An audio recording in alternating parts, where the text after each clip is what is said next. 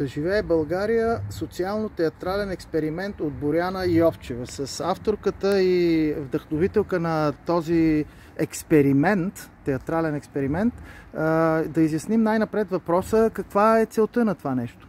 Ами целта е да ги пукаме тия балони, в които така удобно си пребиваваме всички и да се срещаме с хора, които не са съгласни с нас и ние не сме съгласни с тях, но пък да се опитаме да намерим истината някъде по средата. Най-вече да се видим човешки, да забравим, че сме такива, каквито сме, етикетите и да се погледнем като хора.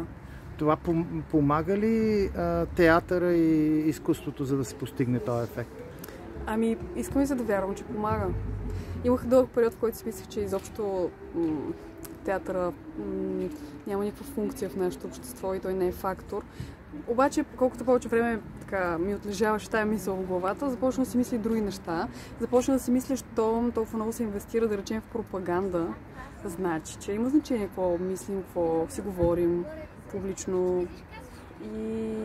И така все повече напоследък си мисля, че всъщност има огромно значение какво правим. Какви книги пишем, какви пиеси създаваме, какви представления. Да, има смисъл. Лесно ли беше да се намерят хора с различни възгледи, които да се включат в този формат? Не, беше ужасно трудно. В центъра на София да намериш хора, т.е. в центъра на София, образно казано, в моя балон, защото аз се опитах да изляза от моя балон, но с така среден успех, защото колкото повече се опитвах да изляза и да стигна до хора, които нямаме нищо общо с тях, като възгледи, толкова повече те може би очакват, че ще бъдат поставени в някаква враждебна среда, тъй като аз съм по-различна от тях и не успяхме да се срещнем днес, тази вечер, с крайно различни хора, каквато е идеята, но вярвам, че занапред това ще бъде мотивацията да продължавам. Ами успех занапред, а занапред какво означаваше? Има ли още такива спектакли? Ами това предстои да се обмисли малко, като отлежи това, което се случи тая вечер, но мисля, че да. Аз имам нужда да го правя.